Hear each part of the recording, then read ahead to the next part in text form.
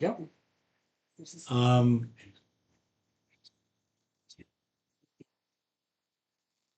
Shelly Malashi.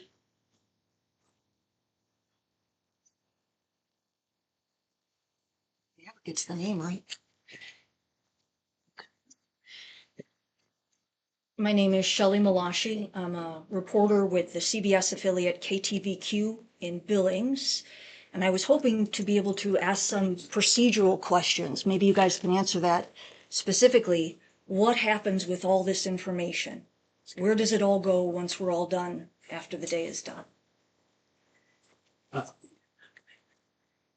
we don't normally answer questions during getting public comment. All of it's being retained and would be utilized later. It's part of the public record. Okay, but as attorneys, you guys, two attorneys were sent. Is there a reason why attorneys were sent? We're not going to answer questions. Can DPHHS attorney, can you confirm that this information is going to get to the governor, Governor Gianforte? It will be from you to the governor. Can you confirm that this information will get there? These are questions right now. It is being recorded though, so it'll be available and considered. Okay. So any procedural, what happens next? Why are we doing this? What do we do with this information? Can't be addressed. It's a public comment on House Bill 5. We're not going to answer questions. If you have media questions in particular, the media rep is John Ebelt with DPHHS, the communications director. Okay. It's understood, though, that you know what you're doing here and that you will do something with the information. You're writing a lot, so it will go somewhere, yes? again, we're taking comments. All right, thank you. Thank you. Okay.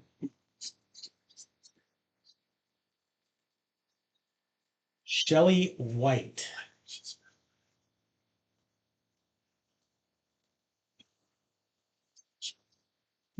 Shelley White.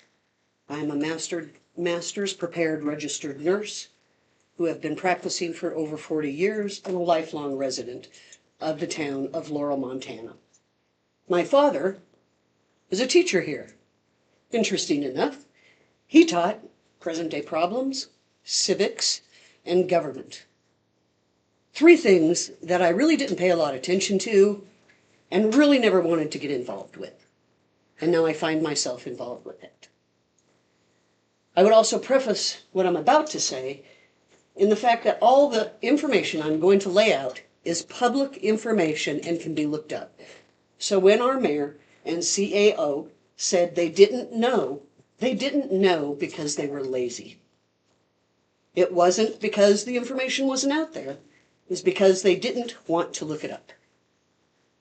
And again, it has been commented that this forensic mental health facility is much the same as Billings Clinic Mental Health Facility and Chaudere Mental Health Facility that coexist within our cities. And that is absolutely a fact. It is true, except for the fact for the forensic mental health facility. A forensic mental health facility is much different. Billings Clinic Mental Health Facility and Chaudere Mental Health Facility do not treat patients that are part of the criminal judicial system.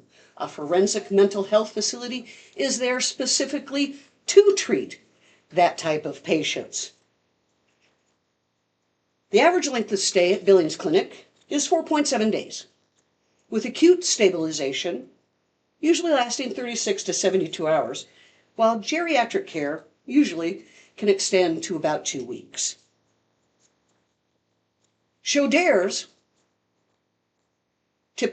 length of stay typically is 7 to 10 days for crisis stabilization and residential treatment for 50 to 60 days. A forensic mental health facility treats individuals that are in the criminal court system, which are pretrial defendants and undergoing evaluation and determination for competency to stand trial and the appropriateness if they wish to plead insanity. Competency restoration So restoring those patients to a state of competency where they can stand trial. Not guilty by reason of insanity, or guilty but insane. The average length of stay for forensic patients in the state of Montana is 436 days. But those found mentally ill have averaged 685 days, with some stays extending to multiple years. Fitness to proceed evaluations are usually 145 days, contrary to what the Department of Health and Human Services has claimed. Pre-sentence evaluations average 91 days. Guilty but mentally ill, average length of stay is 685.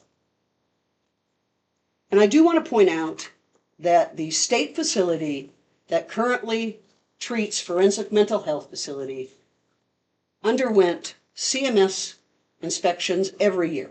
They lost it. And why did they lose it? They lost it as a result of patient safety and preventable death reasons. This is indicative of how the state of Montana cares for people in their facilities. Outside of the risk of patient safety, Commissioner Mark Morris of the Yellowstone County has reported it costs $125 for Yellowstone County to house state inmates. Yet the state of Montana only pays $86. This is a difference of a little over 68% of jailed inmates. The cost, the remainder of that cost, falls on Yellowstone County residents, Yellowstone County taxpayers. The cost of a forensic patient in 2004 was $741 a day. Now, if we apply that 68.8% and logic, that leaves $509.80, a difference of $231.20. Who's going to pay for that difference? The state has already indicated who pays for that difference, the county of Yellowstone. Now I'm going to turn to the labor impacts. Billings Clinic has an overall vacancy rate for registered nurses of 8 to 11%. The mental health facilities in Billings, including the Yellowstone Boys and Girls Ranch, has a vacancy rate of 20 to 50% for registered nurses. So they have to contract those nurses to come in to care for those patients. A contracted nurse makes, on average, $2,000 to $2,800 every week, which is much more than what they pay their staff nurses. The mental health facility, generally in Montana, pays 10 to 20% higher, and their benefits are much better. So where do you think the staff at our current mental health facilities in Billings and the surrounding areas in the county, including inpatient, outpatient, will go? I'd go to the state. I'm a nurse. I'd go to the state. Djiboutis. Currently, there are 128 patients awaiting forensic mental health in the state of Montana. The state's current bed availability for forensic mental health is 54 beds. This proposed site is going to add 32 beds. That still leaves a deficit of 42. That's going to grow every year. Many forensic patients also go to a pre-release center prior to being released out into the communities of which they came. The state has no licensed forensic pre-release center in the state of Montana. It does not. Laurel, in our community and our surrounding area, is composed of railroaders, refinery workers, small business owners, and employees. We have teachers, ranchers, and farmers. That's saying we are not stupid, nor are we dumb. We could see the writing on the wall. 114 acres. That will only expand because the state says they would like flexibility. It offers flexibility. It is also well known that the state is looking for a new prison for the women's prison, a new location for the women's prison. Wow, 114 acres. While we know there is a type for this mental health in the state of Montana, one, I would propose that the money be better spent on the other side of the spectrum in our community's mental health facilities of Yellowstone Boys and Girls Ranch, of the Billings Clinic, of the outpatient settings, spending the money on patients before they reach the criminal justice system. We are not a stupid people, and we do not want this facility in this close of a proximity to our schools, our young children, or in our town. Thank you. Thank you for your comment. Court, it's getting close to lunchtime, and I just wanted to announce this. We'll buy people lunch, but I wondered if the two of you would like us to get lunch for you. Ethically, I can't accept any gifts. Okay. Sorry. Yeah. But Right, thank but you. there's Thank you for the offer. it's covered for anybody out there if you want to go get something to eat. So they're only here until 1 o'clock, and it's 11:45. Yeah. Okay. Yeah. If you have money to take out there, I'll take it out for you and bring you lunch. I know you're gonna be sitting here for a while, so. Well, I'll take a break here because my hand's gonna Although I will say this is the most amazing pen I've ever had in my life. Sorry. Yeah, this thing. I did, just For what it's worth. did you sign it? Um, Is the list out there? so that was Terry Sherry.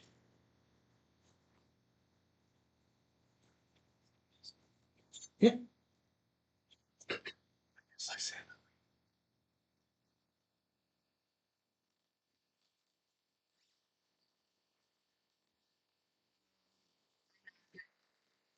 Good speaker either, so I'm just gonna read what I have to say.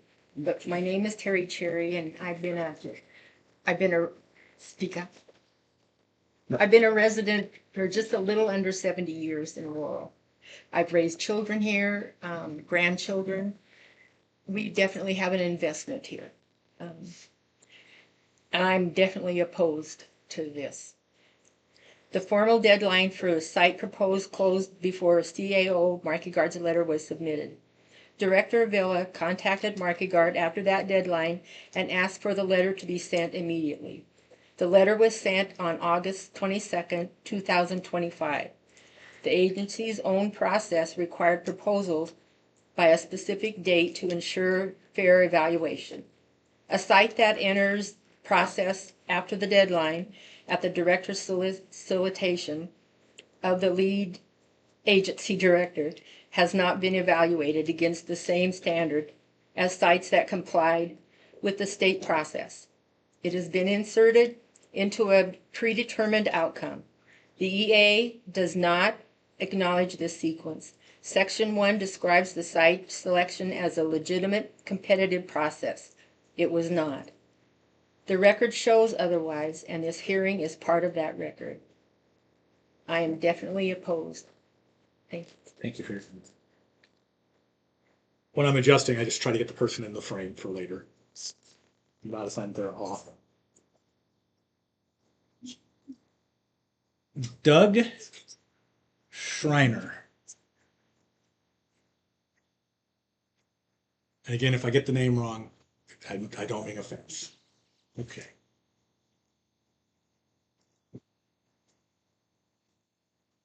You two drew the short straws, huh? Well, the other two won't show their face here because they don't want to look at the faces that are out here. They can't look at their eyes face to face. They're ashamed of what they've done. You look at these people out here, every one of these is telling the truth. They have no reason to lie. These are working people. The whole city is that way. And I don't understand why we can't get nothing, no responses. or anything. We can't get a response no matter what. I've sent letters to the governor and to this Vila. And by the way, Mr. Vila, I'd like to know where he got his license for real estate, because I got some cattails I'd sell him for 2.4 million on my property. I farmed the 114 acres, and I've farmed it for 20 years. I turned down the landlord 3 times when he wanted me to farm it. He come back 3 times, and I told him I lived on West 4th Street for 13 years. I know the water situation. We don't have enough water for everything that's sold. And I know that there's conflicts with it all the time. That's why I didn't want it. My youngest boy was a senior in high school, and he said that he would farm it for the landlord. So I thought, well, I'll let him farm it for 1 year. And it worked out okay. So the landlord's been great for 20 years. I just don't understand money's not everything, especially in this case. Everybody here stays awake at night, including me, with this on our minds.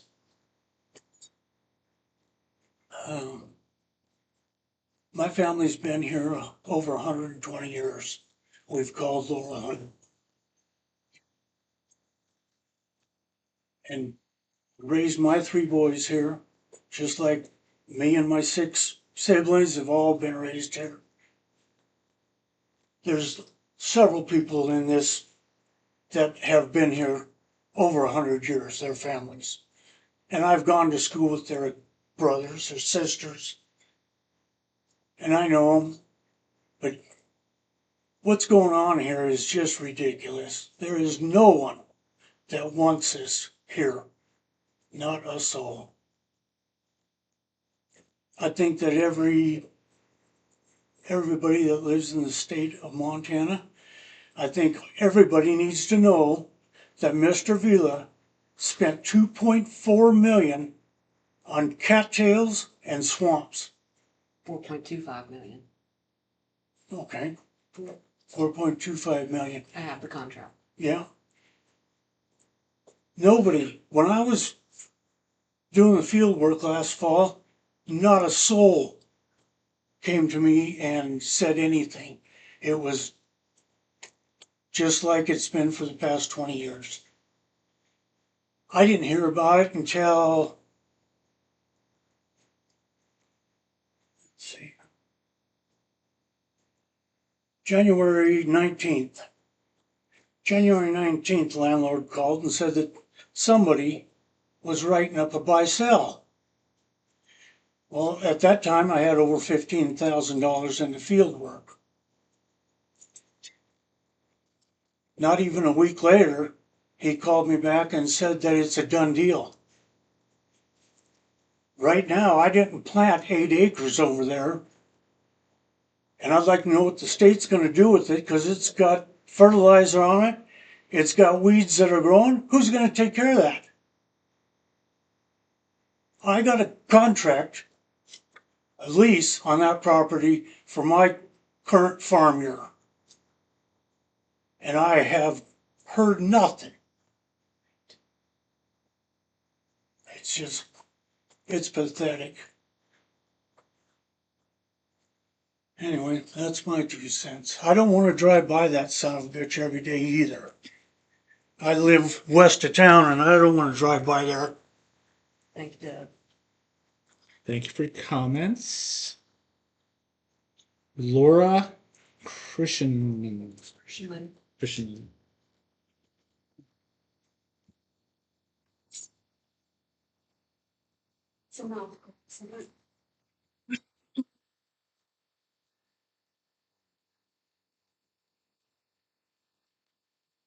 Sorry that those 2 sent you here to have to get all these lovely comments. I think they should have been brave enough to show their faces, but I'm not surprised.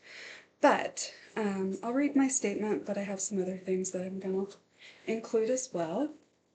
My name's Laura. I'm a resident here in Laurel, homeowner, wife, and mother. I'm here today to express my strong, bold, and unwavering opposition to the proposal to locate a forensic mental health facility in our community. This opposition is not based on fear or misunderstanding. It's based on serious concerns about safety, infrastructure, transparency, and the integrity of the decision-making process. First, the proposed location is inappropriate. The site is far too close to Laurel Elementary School and 2 private schools in the same area. Right across the street here is a preschool, Our Saviors, in the Lutheran Church. And then right across the street from that, we have our First Baptist Church that has a school that serves kindergarten through 12th grade. Placing a forensic mental health facility near multiple schools raises significant safety concerns and demonstrates poor judgment in site selection. Our children's safety must never be treated as secondary to convenience or expediency. Second, Laurel's infrastructure simply cannot support this facility.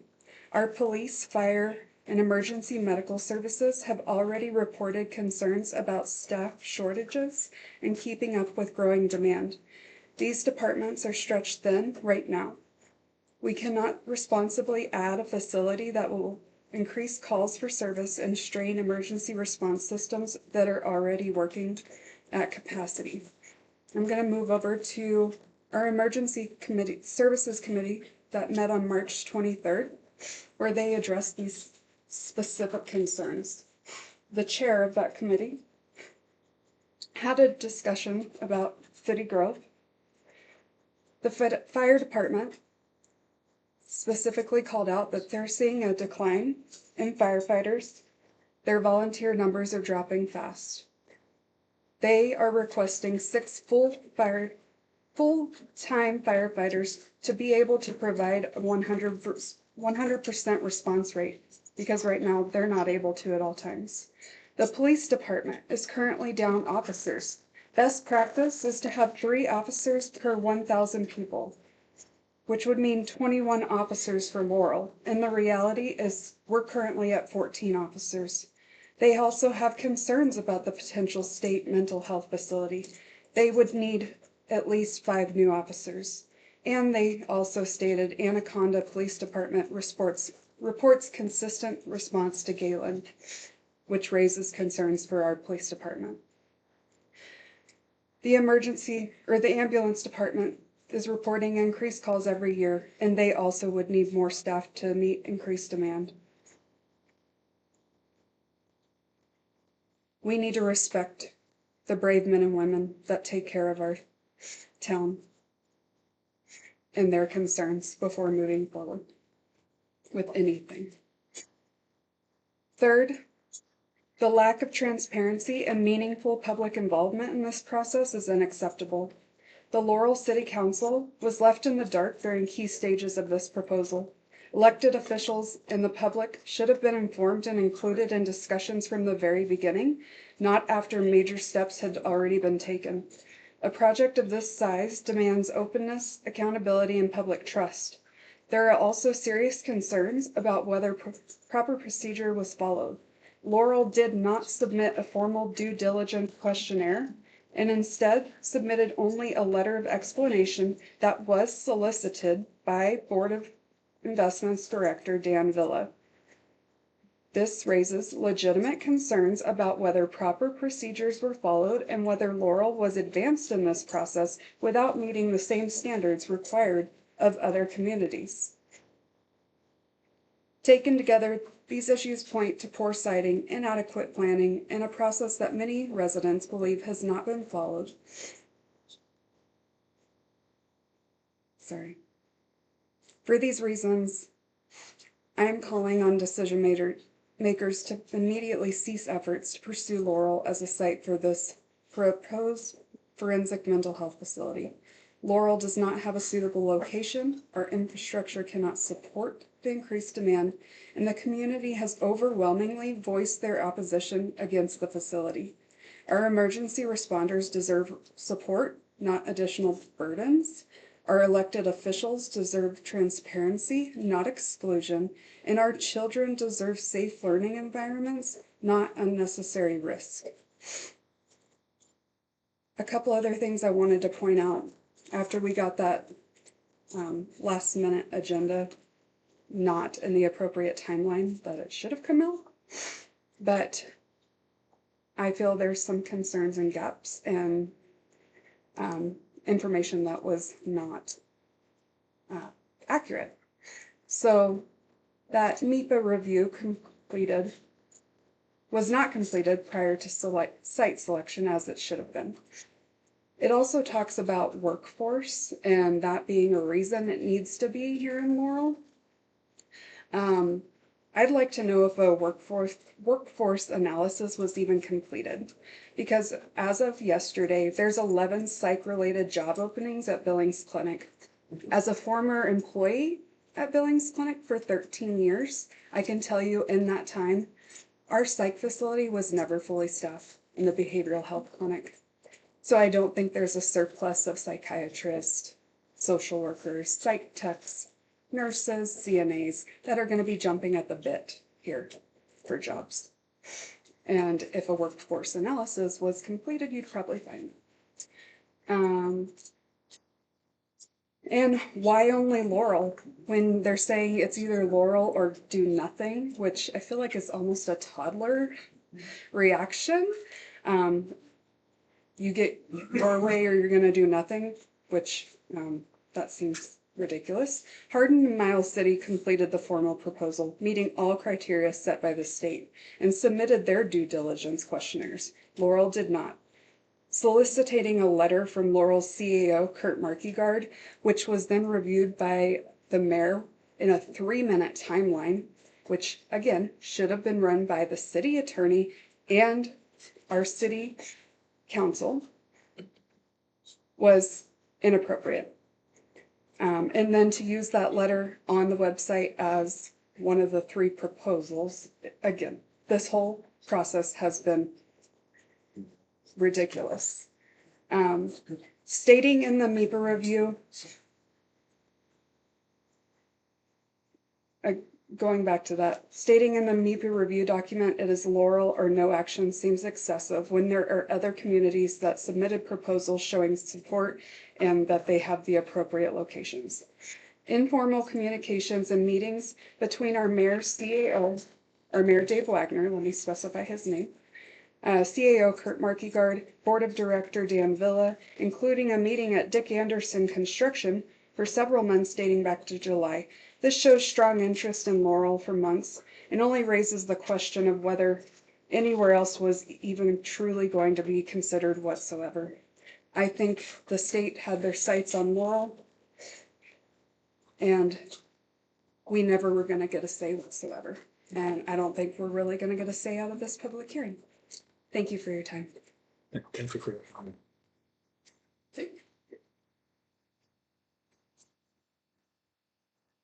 Bonnie Stos.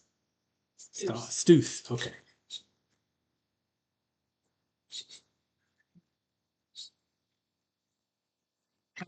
It's Bonnie Stoos, and I live at 1336 East Maryland.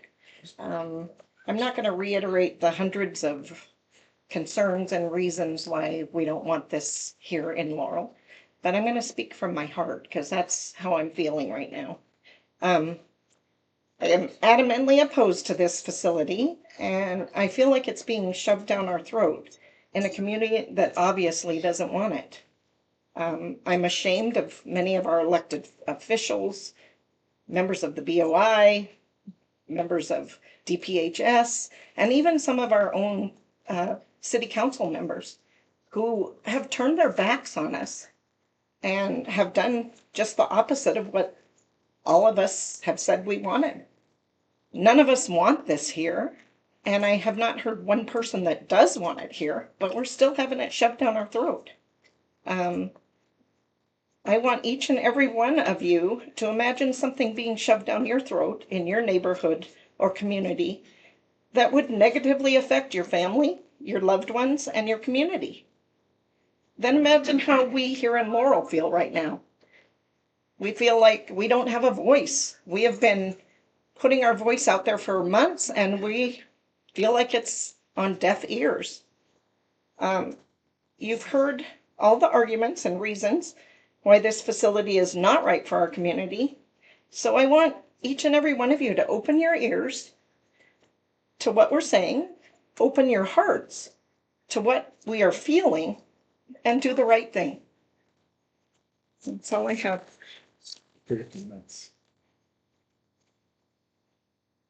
Sorry, sir. I wanted to leave that with you so you could also have that documentation from our emergency services. Thank you. I will add it to your comments. Thank you.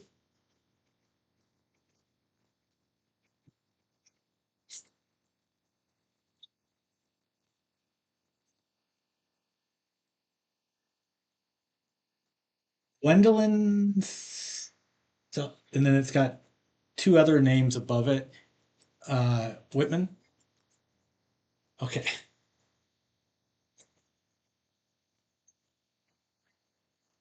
Oh, sorry. What is your preferred? Sandy. Sandy. Okay, sorry. Anyway, my name's Gwendolyn Whitman. I live at 806 Wyoming Avenue, Laurel. I am totally opposed to this jail, prison being put here. I've only been here for 14 years. I came to help raise my grandchildren.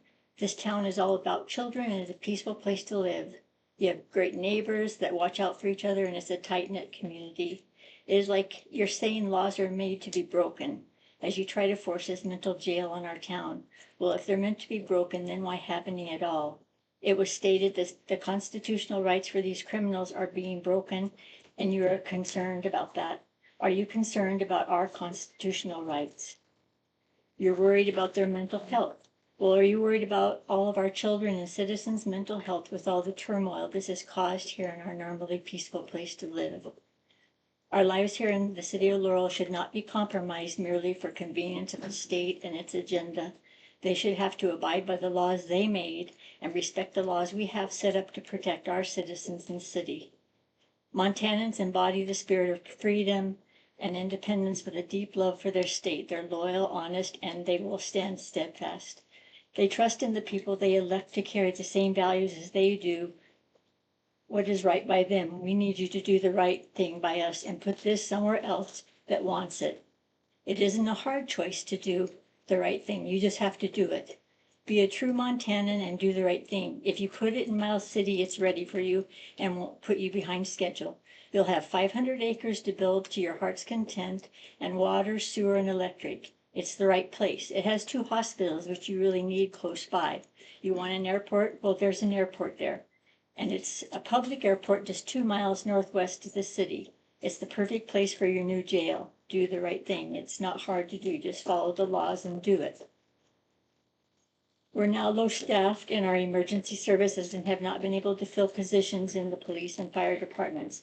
We've had to call Columbus previously to respond to emergency ambulatory calls due to us not being able to handle the calls. Our children do not need this additional uncertainty in their lives as they are growing up. Little minds need to be in a safe place, and putting the criminal jail that close to a school to our most vulnerable children is just outright wrong. This jail should have to follow the same 1-mile rule as the private institutions. Your criminals are not safer to put by children than any other. My friend lives directly across the road from that piece of land, and she can see the whole thing. She's 80 and has been unable to sleep thinking about that being so close to her home. There are families all along the perimeter of that parcel on Highway 10 that have the same view, and their children play in those yards. This kind of jail should never be placed close to citizens that were already there and bought there thinking they were buying safe homes to raise their families. It's so unfair to do this to our city without any previous notification of even wanting to. There are laws that are put in to protect citizens, and those should always be followed and not changed for the convenience only. How are people to believe in the government that doesn't even follow their own laws? Governor Giaforte said on public television, "We will not put this where it's not wanted." We want him to keep that promise. We cannot afford this forensic jail because of our infrastructure. Period. We are just hurting, keeping up with our own population, and you would come in and not contribute anything to help us improve our city of Laurel in any way. Nothing good would come from this being put here for our citizens. Our roads won't be fixed. Our water tower won't be fixed. Please look at what you're trying to do to our town and take it somewhere it is wanted. Put it out of town, away from citizens and children. Please put it somewhere else that can actually afford it. Look at this as if it was your house, sat right there looking at this jail, as though your children would no longer feel safe going to school. This is from the Public Health Human Services, because they've told us that this is a 32-bed facility. But in their own paper, the importance of a flexible design, a modular layout, and medium to low security infrastructure will allow the facility to be scaled up or down based on changing demand, whether that means expanding forensic capacity, converting pods and units for civil use, or adjusting gender-specific housing. The state can maximize the return on capital investment by doing this. And I think I might be done.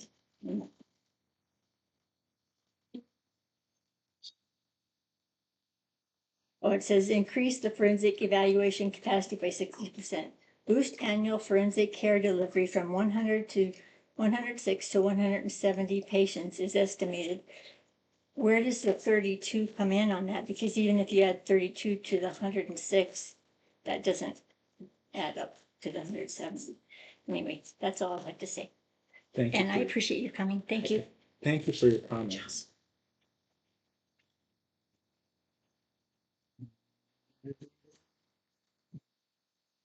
Julie Morton Yates.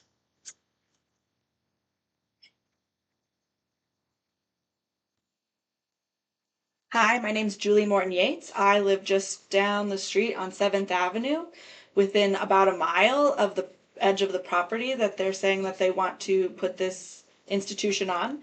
I wasn't planning on speaking today, but I'm just so impressed by all of the people, the information that they found, the laws that they're looking into. So I'm going to speak less on that and more on just how I feel as a parent. I have 3 children. I have 3 little boys. One is 8, one is 6, and one is 3. And more than anything else, I want them to grow up with a good childhood. I've been reading a novel recently called The Anxious Generation, which is a novel that is kind of sweeping across the world about the mental health caused by children who don't spend more time outside. You hear parents all over who are saying, if this comes close to our homes, we won't let our children be outside.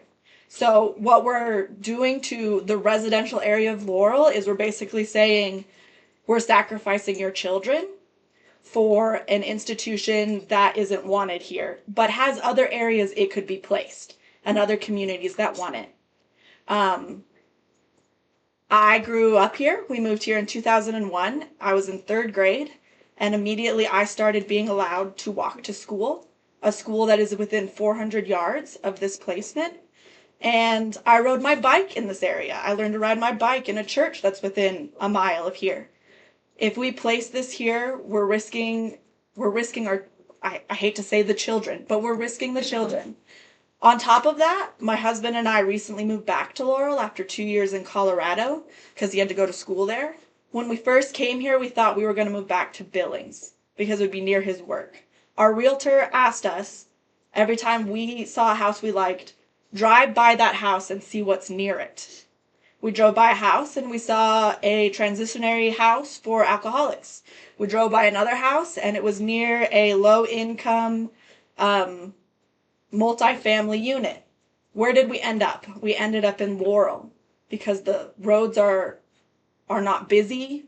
We have a safe place to raise our children, and we felt comfortable here, even though my husband has to drive 40 minutes to get to work.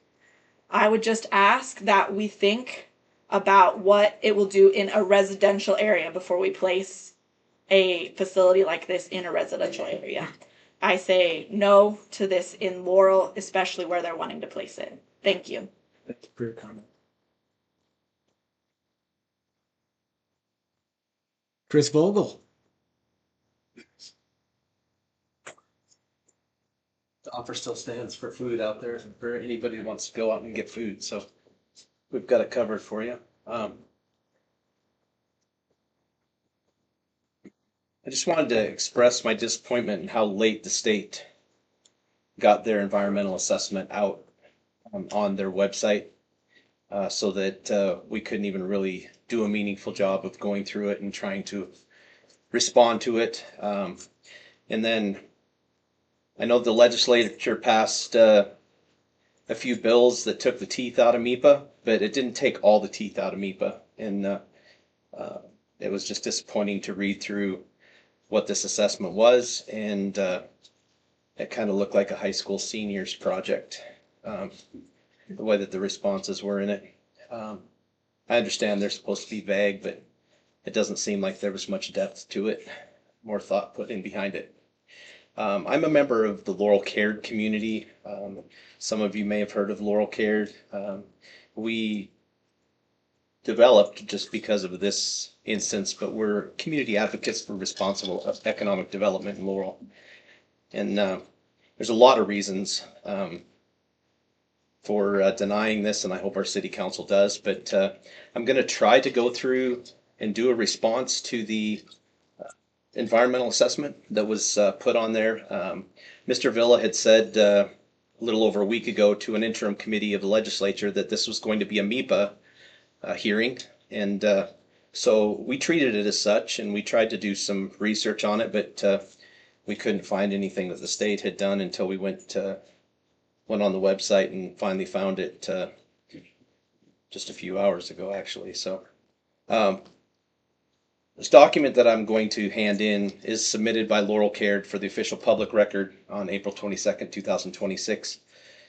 And it's for this, specifically for this hearing regarding the proposed psychiatric prison in Laurel. It provides a point-by-point response to each section of the state's environmental assessment. It also identifies legal deficiencies in its adverse impact analysis and states the organization's formal position. All statements are supported by public record. Before addressing the state's document section by section, Laurel Cared places the following on the record.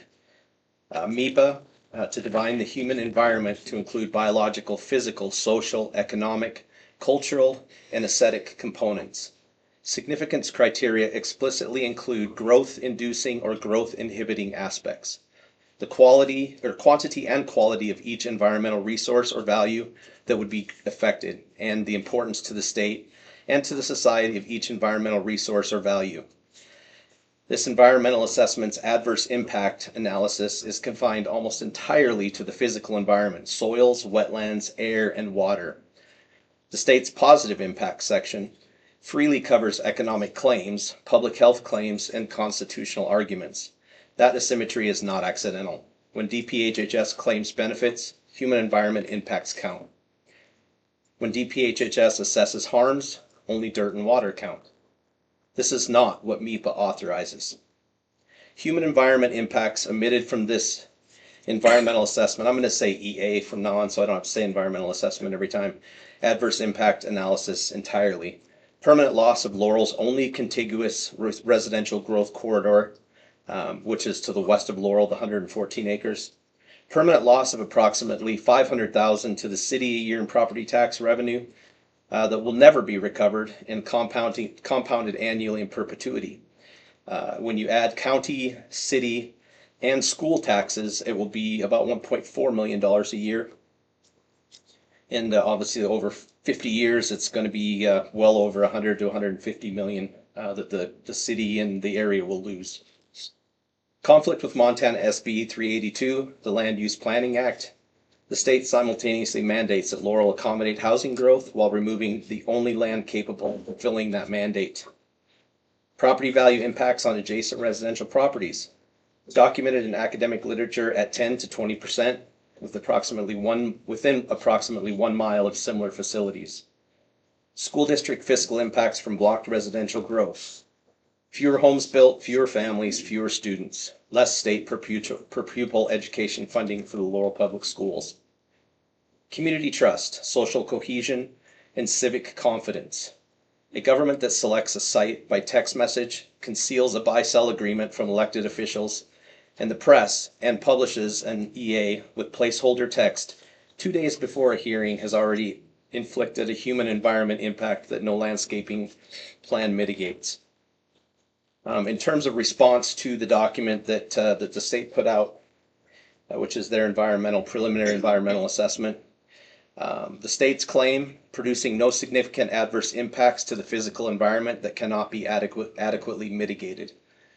MEPA requires analysis of both physical and human environment.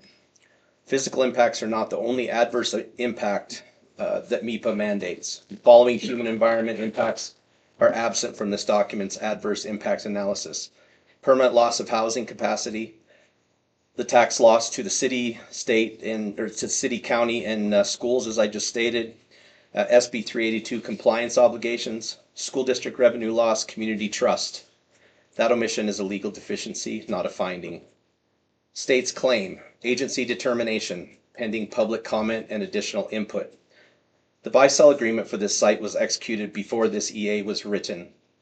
The site was publicly announced November 28, 2025. The City Council sent a unanimous signed letter to the governor in March of 2026.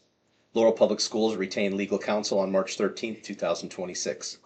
A recall petition was approved by the Yellowstone County Attorney on March 11, 2026.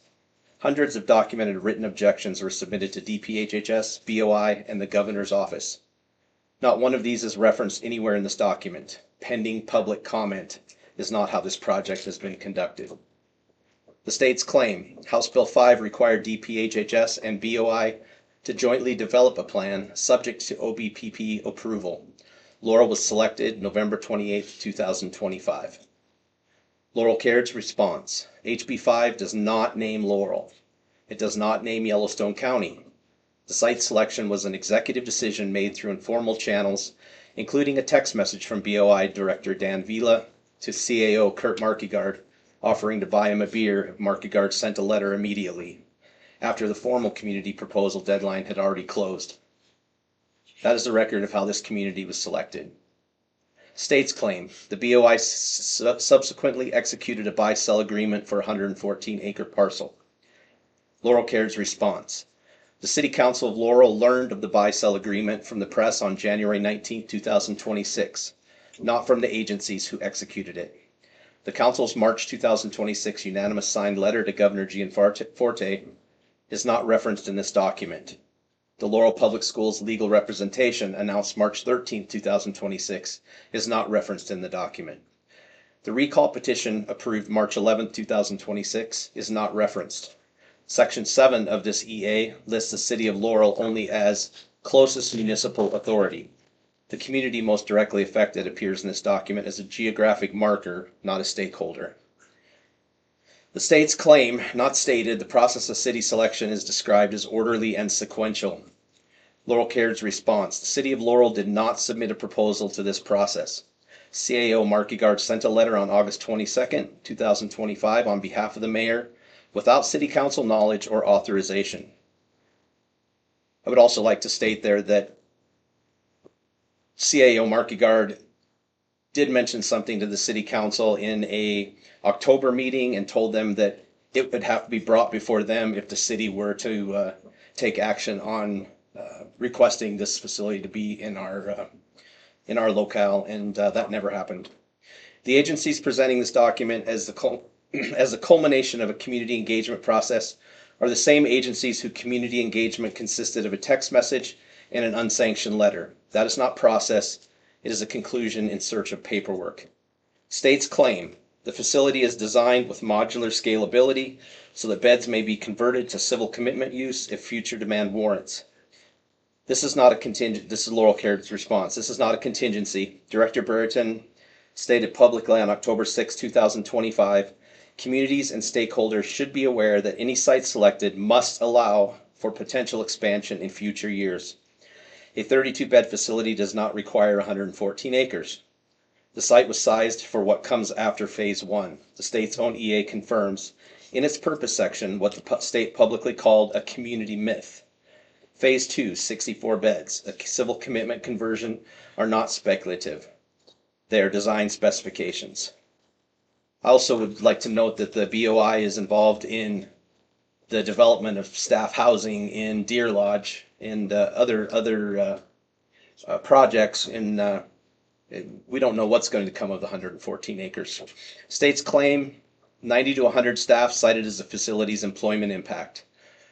Laurel Caird's response: the Yellowstone County Forensic Behavioral Health Gap Analysis, September 2025, a professional study, projects 450 staff required to operate this type of facility. That is 5 times the number DPHHS presents. DPHHS has never provided a methodology for the 90 to 100 figure.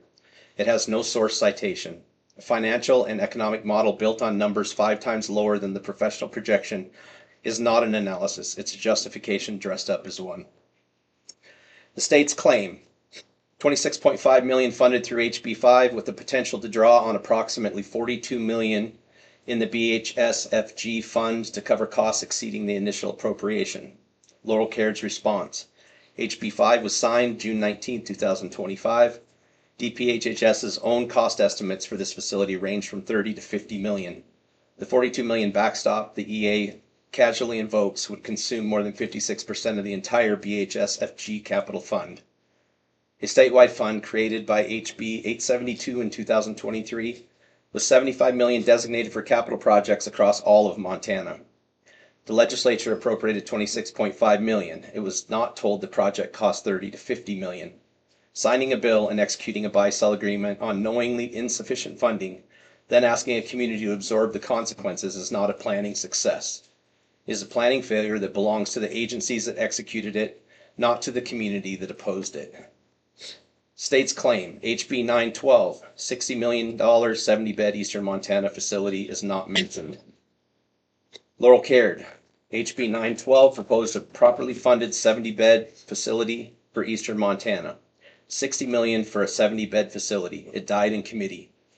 The legislature chose HB 5's underfunded alternative instead. State now proceeds on HB 5's $26.5 million, plans to spend $30 to $50 million, and is prepared to draw from a statewide fund to cover the gap. The legislature made a budget decision.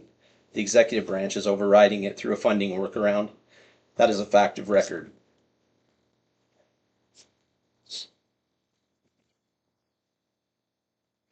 The state's claim: no new forensic psychiatric capacity would be created in Montana through this mechanism in the foreseeable future under the no action alternative. Laurel Caird's response: Section 6 of this same document discloses that the statewide 124 million behavioral health package includes SPRAT unit renovations at Montana State Hospital to add 30 forensic beds and expansion of civil psychiatric beds at MSH Grasslands. The state is already building forensic capacity through other mechanisms. Laurel or nothing is a framing choice. It is not supported by the state's own document. And Laurel or nothing is actually a statement made by Mr. Villa at this same interim legislative committee meeting. He was asked a question by a legislator about having it in other communities, and he said it was Laurel or nothing. The state's claim: only 2 alternatives analyzed. Build at Laurel or decline to build. Not analyzed: state-owned land near the Laurel container site, which has no school proximity, no residential growth conflict. It was not analyzed. Expansion of the existing FMHF in Galen, not analyzed. Alternative Yellowstone County sites, not analyzed. Any other eastern Montana location. HB 5 does not name Laurel. No multi-site evaluation was conducted. Presenting one site and calling it an alternatives analysis is not what MEPA requires. The state's claim: no action. Funds would revert to the Capital Development's long-range building program account. Those funds, Laurel Caird's response: those funds can be reappropriated by the legislature for a community that consents. The framing that community opposition causes Laurel to forfeit this investment implies that Laurel applied for it and then rejected it. Laurel was selected without consent. The money returning to the long-range building fund is not a community failure. It is the proper operation of a system that requires community participation. That participation never occurred here. Under physical environment and water resources, the state's text response is, this is a placeholder paragraph. Water resources have not yet been confirmed. Laurel Caird's response, this is the state's own text verbatim in the section of an environmental assessment addressing water resource impacts. The public cannot meaningfully comment on infrastructure impacts that the lead agency admits have not been analyzed. A hearing on a document with a placeholder water section is a hearing on an incomplete document. The water and wastewater service for this facility is assumed to come from the City of Laurel's municipal system. The city has not agreed to provide those services. No capacity analysis exists.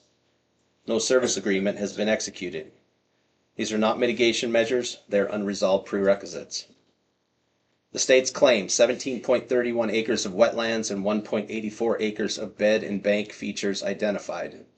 3 wetlands may be jurisdictional, connected to Yellowstone River, a waters of the United States. Laurel Caird's response, Section 404 of the Clean Water Act and Section 401 require Army Corps of Engineer permits before any ground disturbance involving jurisdictional wetlands. The jurisdictional determination is incomplete.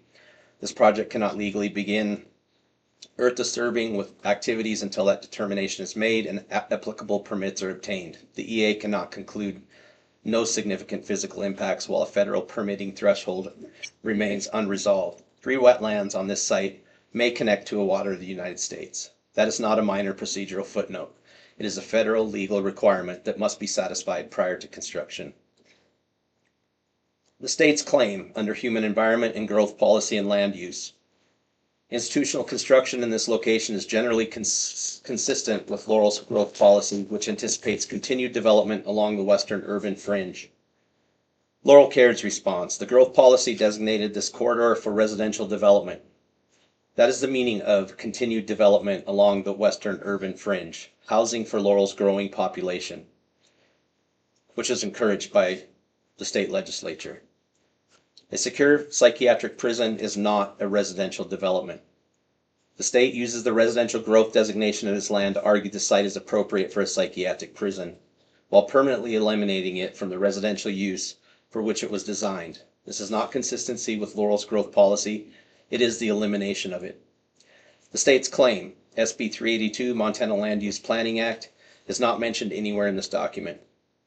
Laurel Caird's response, Montana SB 382, signed in 2023, requires cities of 5,000 or more residents in counties with populations exceeding 70,000, which Laurel is, to quantify housing needs and adopt zoning reforms to accommodate projected residential growth. Laurel's compliance deadline is May 2026. The state of Montana is simultaneously compelling Laurel to plan for housing growth and removing the only undeveloped land available to fulfill that plan. This conflict is not acknowledged anywhere in this environmental assessment. It is a direct, unmitigated human environment impact.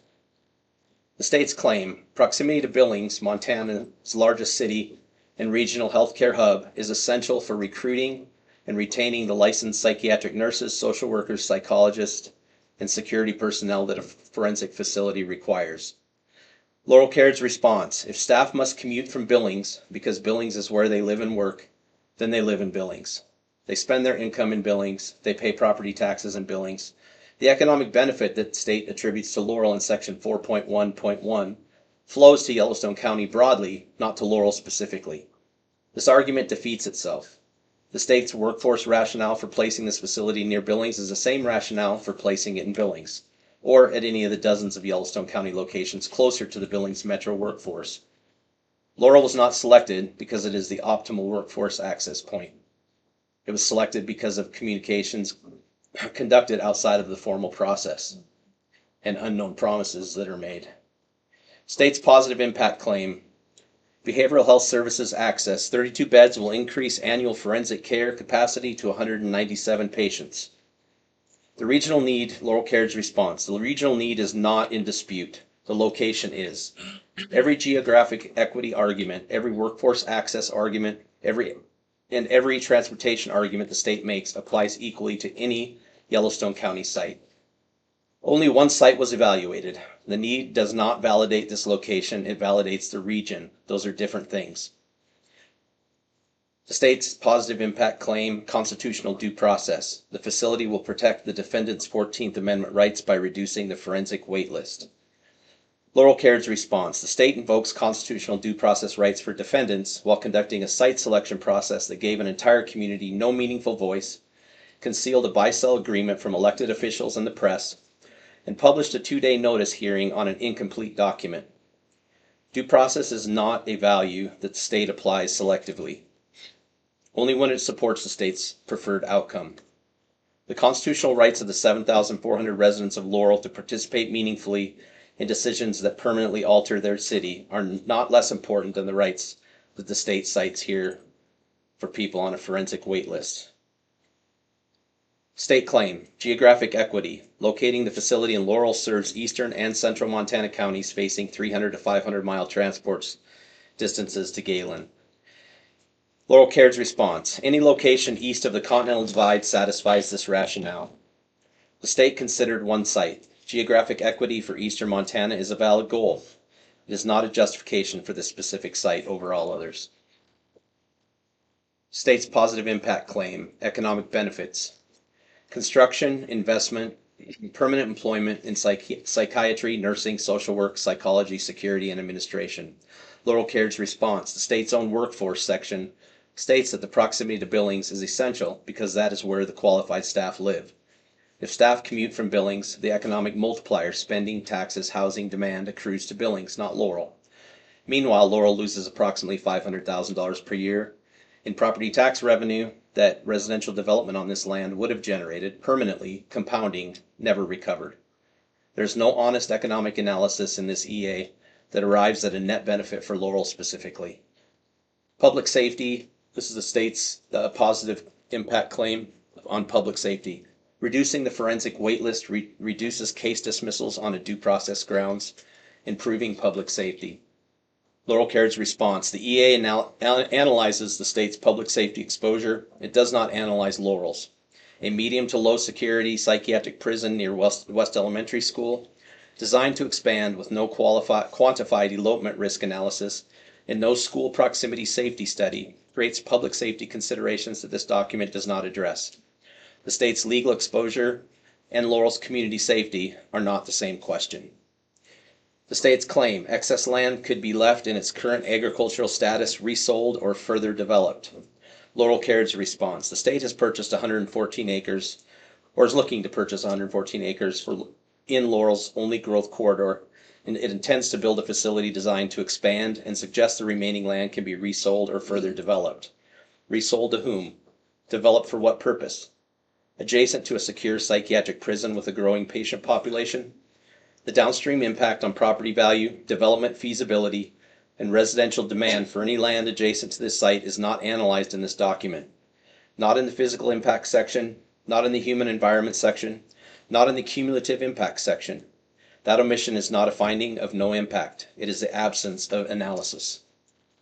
The state's claim, foregone economic development.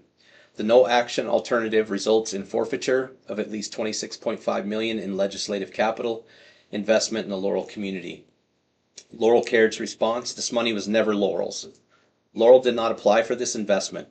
CAO Markegard sent an unsolicited letter without council authorization. An unauthorized letter is not a community application. Framing community opposition to an unwanted facility as Laurel forfeiting an investment is not an honest characterization of what occurred. The money, if this project does not proceed, returns to the long-range building fund. The legislature can reappropriate it for a community that consents. That is not a loss. That is not a system functioning as designed. The state's claim, no action alternative is found to produce a material worse environmental outcome for Montana's human environment than the proposed action. Laurel Caird's response, no action at this site is not no action on behavioral health. Section 6 of this document confirms the Spratt unit at the Mental State Hospital is being renovated to add 30 forensic beds. Mental State Hospital Grasslands is expanding civil psychiatric beds. The state has other mechanisms operating in parallel. Agencies that cannot execute a behavioral health infrastructure plan without selecting a site by text message, concealing agreements from elected officials, and submitting an EA with placeholder text 2 days before public hearing are not the victim of community opposition. They are the authors of their own planning failure. The state's claim one additional public comment meeting will occur after the initial April 22nd meeting and before any purchase, as comments from the first meeting are considered or incorporated into the final version of this document. Laurel Caird's response.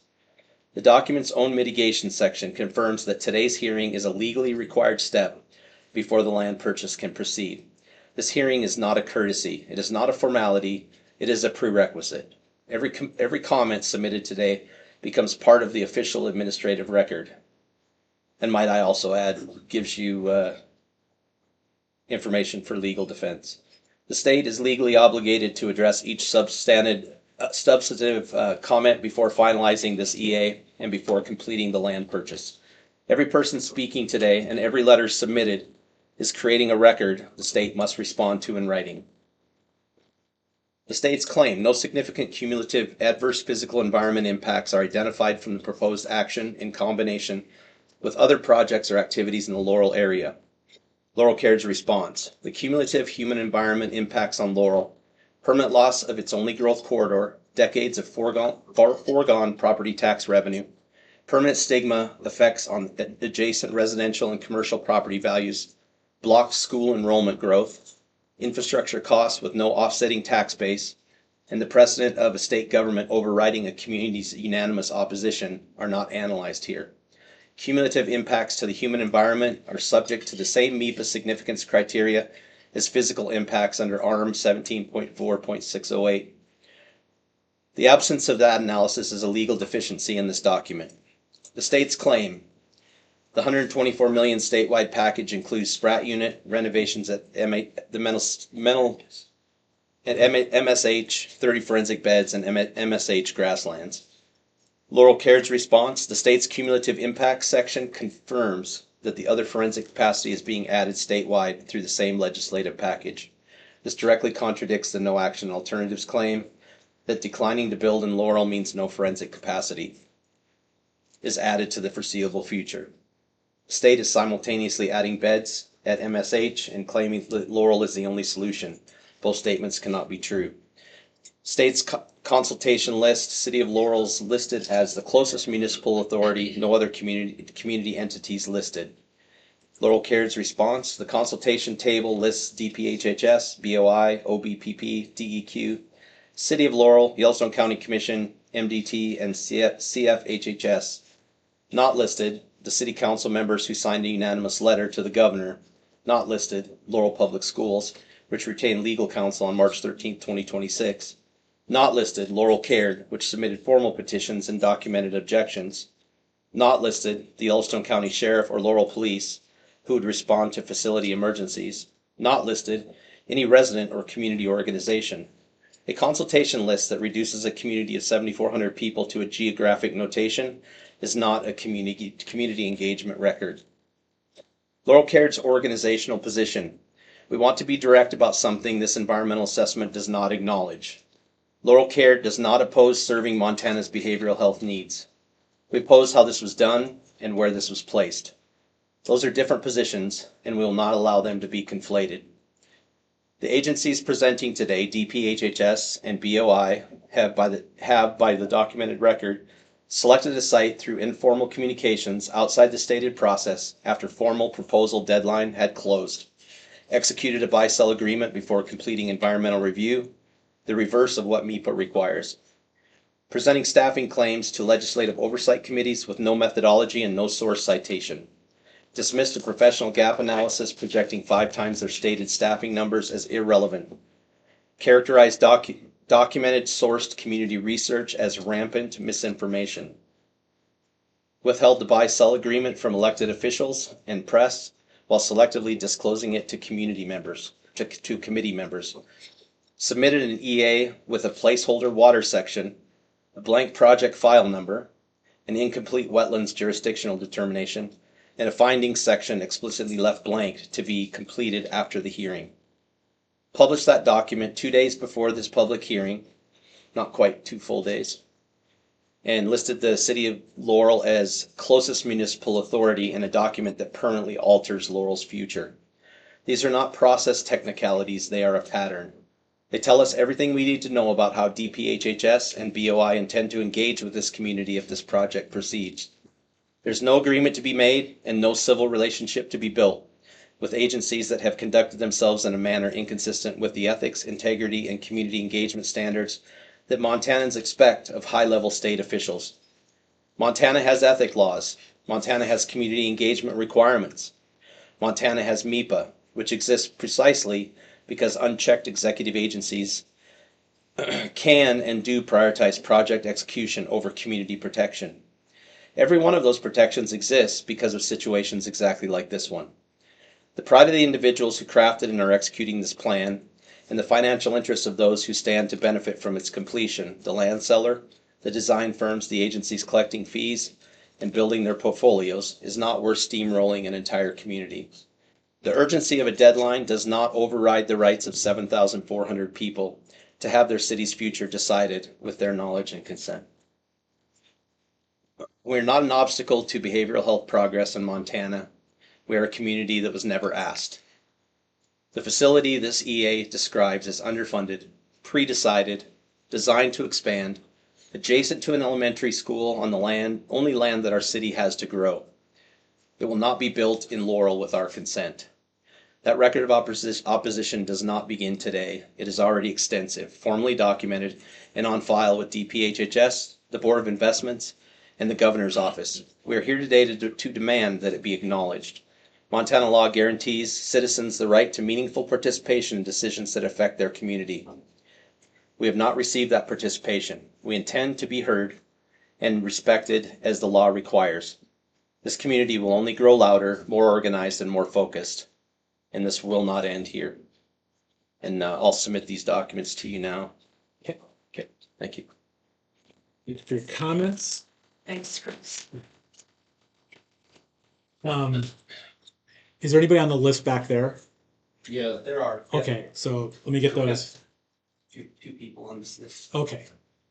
So we are 1, 2, 3, 4, 5, 6. I think we'll get through them, but there's still going to be the 4 o'clock meeting as well. And from what I understand, we have a little extra time if we can go a little late. But, Yeah, they don't have anything else, that meeting that. but my hand at some point will cease to function. So we'll try to go. We're going to try to get this done, and then we'll meet again. Mike Jones.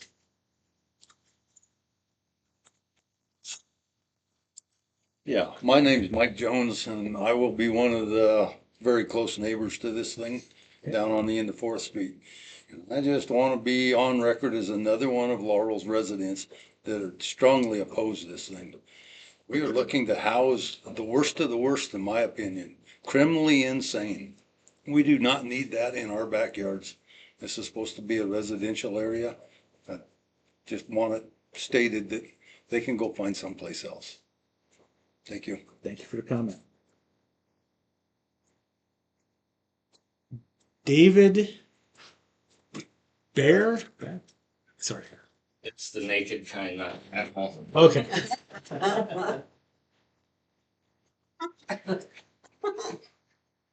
All good. Sorry. I live 3 houses down from where this is posed to be put. And I have a couple of questions. Why are people not beating down the door to move in next to Galen? They're not beating down the door to move in next to Warm Springs. And you guys are shoving this into a residential community that people are trying to stay away from. And all of a sudden, our land value drops to the ground. And we can't sell nothing after this. People are having a hard time already selling places that have been listed when the wind came that this was going in. And so following Chris Vogel, man, he's pretty extensive with his information and the laws and stuff that's governing this. And for the state to ignore their own laws and put it next to a school is completely wrong. Thank you. Thank you for your comment.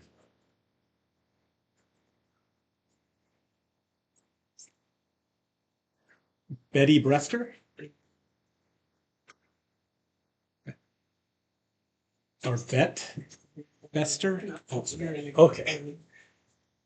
No problem. Would you like a chair? Okay. I'm not gonna be here that long. I'm not sure what you two did wrong to be thrown into the lion's den, but if I were you, I'd go back up to Helena and tell them to find somebody else next time for their scapegoat. I'm very much against this. As you can see, I'm a little long in the tooth. I've been here for many, many years. I just can't see you ruin Laurel. And what you're doing, this church right across the street with this preschool. These are little kids. And Bern Manley, he left now. He had a good point. How about the people that are going to come into this town to see these criminals and drug addicts and the worst of the worst? And you're putting it right over here by these 3 and 4 and 5-year-olds? Come on. And you're ruining things. And I'm saying why? Why can't we get any answers? Why won't anybody talk to us? I know, you said it. I'm not allowed to answer any questions. That's what they all say, and we're really tired of it. You can relay that message.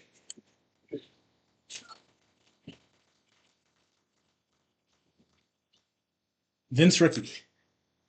Great.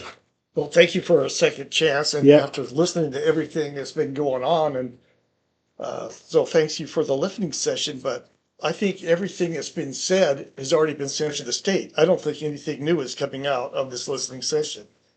But what I'm disappointed in that they don't send anyone down that will answer questions.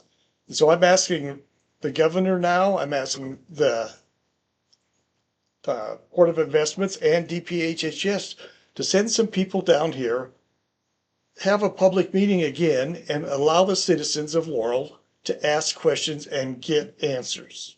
So thank you. Big enough area. Huh? And put it in some place that's big enough to handle. Yes, Right. like that. Anyway, Be a lot bigger venue. that's my comment. Thank you. Okay. Yeah. Okay, we got a couple more here. Eli That's probably me, Ellie. Okay. Yeah. I am gonna read a neighbor's statement that she gave me. She is one of the landowners that I have formal written opposition as per MCA 762305, even though it's contrary to the state. But she wanted me to read this for her for today. Okay. My name is Monte Groscio. I live off of Old Highway 10 West. I've lived in Laurel most of my life. I'm very much against the forensic prison being built across the road from our home. That's her home, looking onto the property. The prison would be her front yard. The family's been here over 7 years. Please put it somewhere more appropriate, away from homes and schools.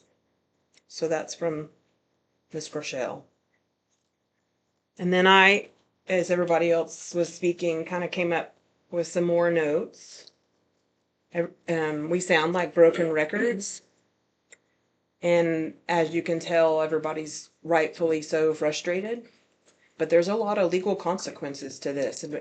But as both of you with attorneys, I hope you acknowledge that. We're concerned. The MIPA website is down and not functioning for comment and feedback. It has been for at least 24 hours, if not longer. You put things up for comment and then you shut it off. That's on record now. Custer and Bighorn County proposals. Those counties and cities and towns pulled their public works departments, their mayors, their city council, their attorneys, their accountants, and they worked on these 28 and 23-page proposals respectively, Miles City and Hardin, for a 28-page proposal that has everybody's buy-in with signatures, and again, met the deadline that was requested by the state.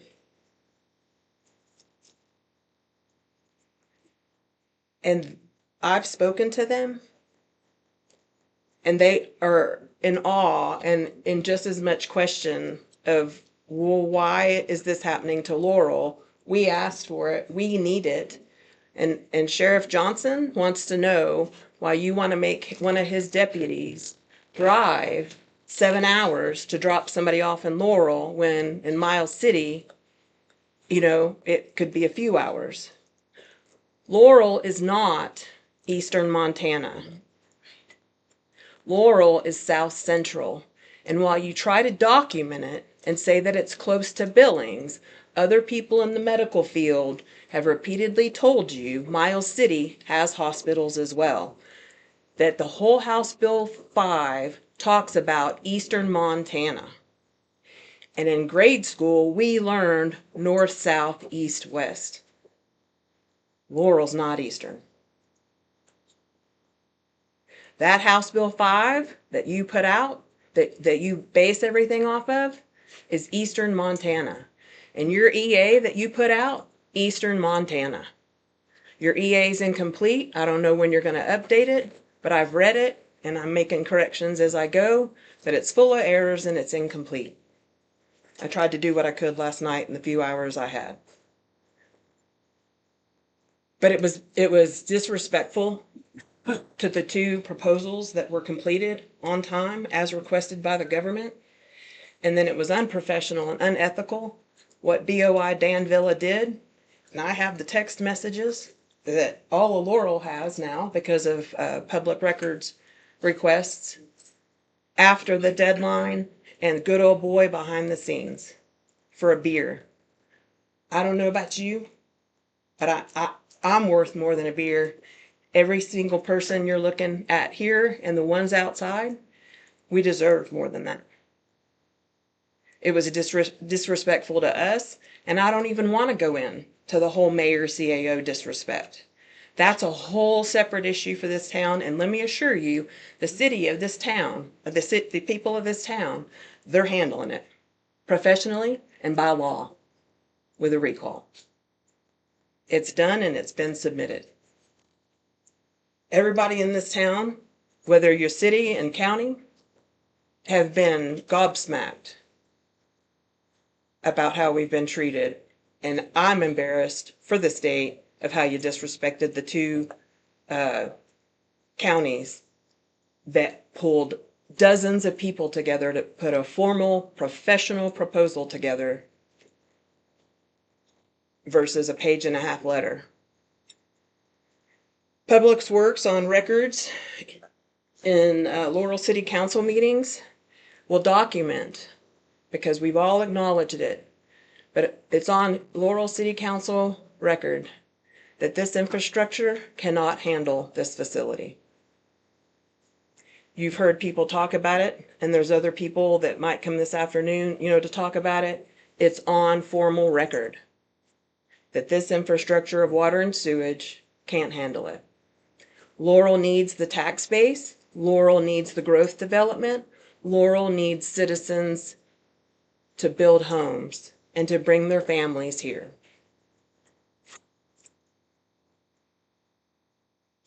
Laurel couldn't even afford an ambulance.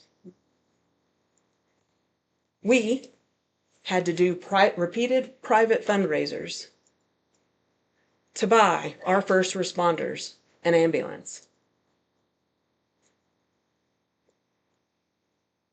I mean, if that doesn't tell you, we don't have a budget and we have a crumbling infrastructure with water and sewage, that's a nasty combination. And that, let me tell you, Laurel, for a fact, Laurel Rehab is understaffed, fights to get staffing. I hear it on the scanner. They utilize first responders constantly. So it's an insult to Laurel and everybody here that somebody quoted, somebody help me, DPHHS or BOI, they only call once a year. That's insulting. Because everybody knows better, and I'm not a first responder. So again, Laurel, the citizens bought and chipped in for that new ambulance we did get. and it was fun meeting everybody and doing the fundraisers. But wow. Transparency. Let's talk about it again, because I missed it the first time. This 32-bed facility is called Phase 1. What comes after 1? What comes after 2? What comes after 3? And again, when you read House Bill 5, it has phrasings, build up, scalability, designed for expansion. So don't let them fool you that we're not getting a 250 to 400 person facility here. Where's that transparency? Because you hadn't talked about it. We have repeatedly, but I'm gonna put that on record. That's no transparency on BOI and DPHHS. And again, HB5 has it all within it. Expandability, and that makes sense for the 114 acres. So just because you're trying to put Phase 1 and the 32 beds down by Highway 10 saying that they're staying away from houses, well, guess what? That's Mona's house. You're not staying away from her. Monta, sorry. That's right. She's Mona. This is Monta. Sorry. That's Monta's house. You're not staying away from her. And then when you want to do Phase 2, 3, and 4, then you're coming in my backyard. And I'm going to say it on record. I don't want to mow my back pasture with rapists and murderers watching me. I don't want my neighbors' kids being watched. I don't want my neighbors' grandkids being watched. You're in a neighborhood. You're not in farmland. It's a neighborhood for future home development. It's tan on the zoning. It's tan. It's not commercial. It has an ag exemption, but it goes back to zoning for residential. End of story. And again, like I told you earlier, I have written formal opposition from 70% of the landowners that oppose it. That far exceeds the law, even contrary to the state. I'm aware of that. But your people are speaking, and I've got it in writing, as per 762305. Let's talk about the $4.25 million for the 114 acres of a bog. A friend of mine in Luther, beautiful, treed, 102 acre, beautiful property with a beautiful pond on it. She got 2.2 million. 4.25? What's going on here? 2.2 in Luther, beautiful property. 2.2 in this bog that's supposed to be residential, 4.25 million. Of my money, of these people's tax money. What?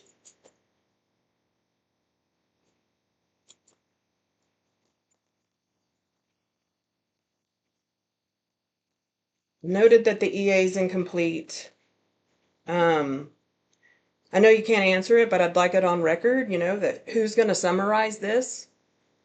What's the purpose of this meeting if you don't do anything with it? Because none of the, okay, we're just going to listen and write it down. Well, okay, well, where are you going to post it? How are you going to summarize it? Are you going to present it to Dan Villa and the governor? Because we need to correct Dan Villa's falsities that he's given to the governor.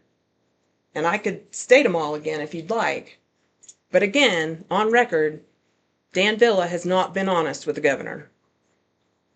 And I need the governor to acknowledge that and to listen to his people. Because, and I'll close with this, tell me why and how Yellowstone commissioners are wrong that oppose this. How's our senator wrong that opposes this? How's our representative wrong that opposes this? How's our school board wrong that's formally opposed this? All these people have put it in writing that they it's not one person. It's not just one neighbor. It's elected. It's elected people. And then not to mention the landowners. I've now told you formally oppose this. Correctly documented with around the 150-foot perimeter for that 305. And I'll be working on annexation next to give our city council tools to stop this. We would like you to stop it before it gets to that. Because our poor city council, this poor man, he's listened to me for hours, troubleshooting and going back and forth. The city council, they've gone through, God bless you. And none of them asked for it.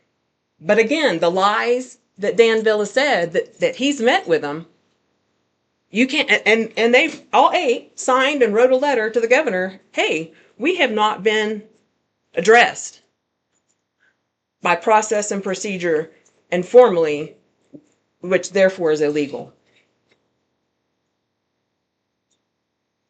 Okay, we're past 1. Good. Okay. But Karen Green. Yeah. Sit on you. I want to get you time to talk. Sorry, Karen. No, it's not a problem. No problem. My name is Karen Green. I live at 452 Fairway View Drive. I live 2 miles outside of Laurel and approximately a half a mile radius of this proposed facility. I'm a voter. I'm a poll worker in the county. I'm a concerned citizen. My husband and I lived in Carbon County in the 70s. We returned to Washington State, which is where we were from, because of family illness, and immediately regretted it. And so 4 years ago, we became refugees and returned to Montana. If I had wanted to put up with lack of transparency and double dealing and machine politics, I could have stayed in the state of Washington. Okay? So, needless to say, I'm very disappointed. My husband passed a year ago. He would be very disappointed in the governor that we voted for and supported. I'm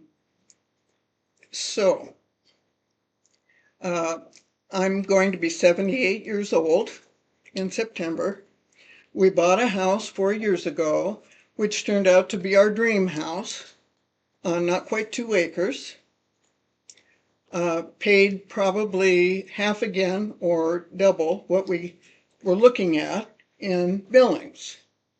But we really wanted to be in Laurel. We have friends here. We have connections to the church here.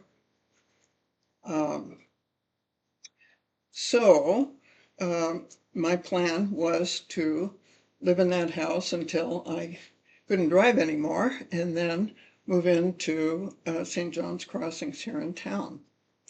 Now, we had to take out a mortgage on that house because it was more than we expected to pay. And so I'm concerned about my property values. I substitute in Laurel schools. I'm concerned about the proximity to the school because I worked in that school with those little guys. I'm even more concerned about the way that this was handled. I think that's kind of my primary concern. And I echo the concern and the frustration that people have that everybody's willing to listen, but nobody seems willing to answer any questions or give any kind of a plan about what's going to happen or what impact public will have on it, because it seems like the steamroller has begun and is just moving forward and moving forward and moving forward. So I'm happy to be able to speak. I appreciate the fact that you came. But frankly, I'm a little skeptical about just exactly what this is going to accomplish. But thank you for coming, and thank you to all of the residents who have been here, who have welcomed me and us and supported us. One last thing. Any chance that Mike, what, Waylock he was the first one to sign. Oh, okay. Okay. We'll be back at 4. Thank you, and we'll start with.